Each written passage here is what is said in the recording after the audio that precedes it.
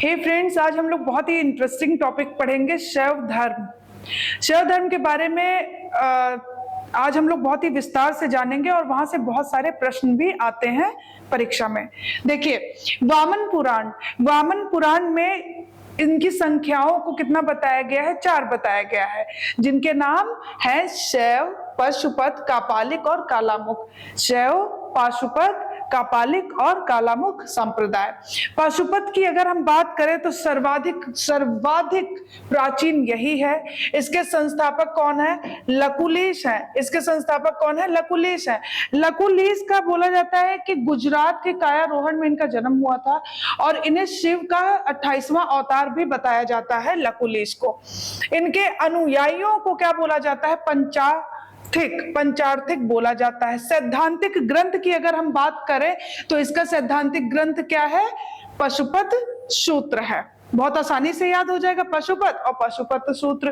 तो इसमें हमने क्या देखा? सर्वाधिक प्राचीन है, संस्थापक इसके लकुलिश है, उनको शिव का 28वां अवतार भी माना जाता है। और इसके जो अनुयायी हैं उनको क्या बोला जाता है? पंचार्थिक बोला जाता है। और इसका जो सैद्धांतिक ग्रंथ है उसको क्या बोलते हैं? पशुपत सूत्र बोलते हैं। ओके, चलिए अब हम लोग आगे बढ़ते हैं। दूसरा है कापालिक। कापालिक के जो इष्ट देव है वो कौन है? भैरव है। इसके जो अनुयायी होते हैं वो शमशान में पूजा करते हैं, शमशान में पूजा पाठ अपनी जो सिद्धि करते हैं वो वहीं पे करते हैं। और प्रमुख केंद्र इसका जो है श्रीशैल है। क्या है? श्रीशैल है।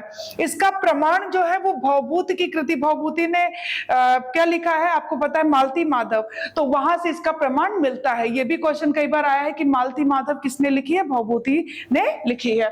तो कापालिक आपने देखा, इष्ट देव कौन है? भैरव है। ओके, और अनुयायी जो इसके हैं शमशान में सिद्धि, और प्रमुख जो केंद्र है वो श्रीशैल है, जिसका प्रमाण भवभूति की कृति मालती माधव से मिलता है। अब चलिए आगे बढ़ते हैं। फिर तीसरा है कालामुख।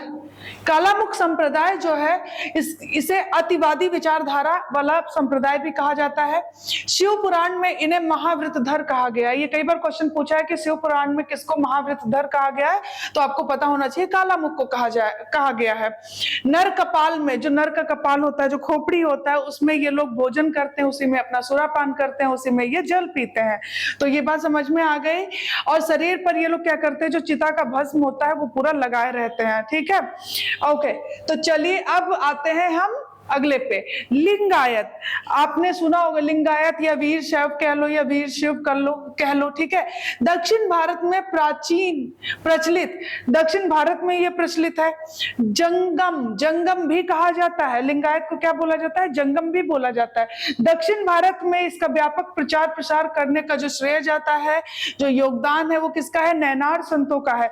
जब मैंने वैष्णव धर्म पढ़ाया था तो वैष्णव धर्म में मैंने बताया था कि वहां उसके जो संत हैं जो दक्षिण भारत में जिन्होंने उसका प्रचार प्रसार किया था उसको अलवार बोलते हैं और इनको नैनार। तो मैंने नैनार को बोला था शिव के त्रिनेत्र है, नैन है ना?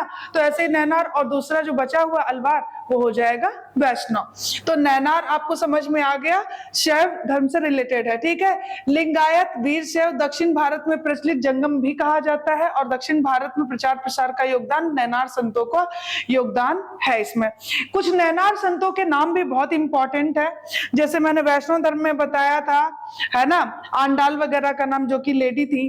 तो उसी तरीके से यहाँ भी कुछ संत हैं जो बहुत इंपॉर्टेंट है। अपार, संबंदर, तिरुज्ञान, मणिक वाचकर, सुंदर मूर्ति आदि ये बहुत ही इंपॉर्टेंट है।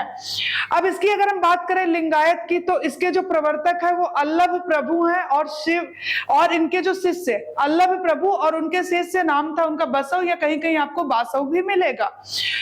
ओके, ये लोग क्या है? लिंगोपासक थे। कौन थे? लिंगोपासक थे। तो ये बहुत ही ज्यादा इंपॉर्टेंट है। चलिए अब देखते हैं कश्मीरी शैव संप्रदाय के संस्थापक कौन है? वसुगुप्त हैं। वसुगुप्ता है। मत्स्येंद्र नाथ का नाम आप लोगों ने सुना होगा। नाथ संप्रदाय है ना, नाथ संप्रदाय, व्यापक प्रचार प्रसार इनका हुआ था 11वीं 12वीं शताब्दी में गोरखनाथ के टाइम में। ठीक है, गोरखनाथ के समय में इसका व्यापक प्रचार प्रसार हुआ था। तो ये सब आप लोगों ने देखा। अब थोड़ा सा फैक्ट पे चलते हैं, बहुत ज्यादा इंपॉर्टेंट है, इसको रट लीजिएगा। ठीक है, ऋग्वेद में रुद्र नामक देवता का वर्णन हुआ है। शिव के लिए कौन सा शब्द यूज हुआ है? रुद्रा। अथर्ववेद में शिव को सर्व, भव, पशुपत और भूपति कहा गया है। ठीक है, अथर्ववेद में क्या कहा गया है? सर्व, भव, पशुपत और भूपत। आपको पता है 4 वेद है। सबसे प्राचीन कौन सा है? ऋग्वेद है, फिर सामवेद, अथर्ववेद, यजुर्वेद, है ना। अथर्ववेद सबसे लास्ट का है ना। ओके, और सबसे प्रिय है। ओके, लिंग पूजा का प्रथम स्पष्ट वर्णन अब पूछे, अगर पूछे कि लिंग पूजा का प्रथम स्पष्ट वर्णन कहाँ मिलता है, तो मत्स्य पुराण में मिलता है। बहुत ही इंपॉर्टेंट है। शिव उपासना, अब यहाँ पे बोल रहा है कि प्रथम वर्णन, लिंग पूजा का जो प्रथम वर्णन है, लेकिन अगर पूछे कि लिंग उपासना का प्रथम प्रमाण कहाँ पे मिलता है, तो हड़प्पा सभ्यता से। ठीक है, हड़प्पा सभ्यता से। महाभारत के अनुशासन पर्व, महाभारत का जो अनुशासन पर्व है, लिंग पूजा का उल्लेख उसमें हुआ है।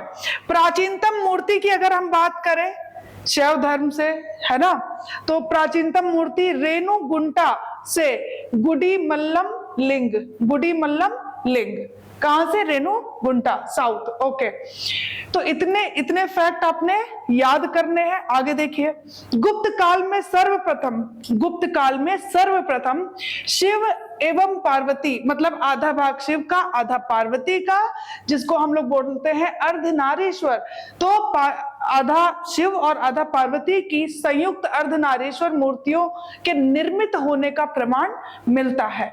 तो यहां तक आपको एकदम रट लेना है। तो उम्मीद करती हूं कि आपको वीडियो अच्छा लगेगा। खूब पढ़िए, खूब खुश रहिए। Thank you so much.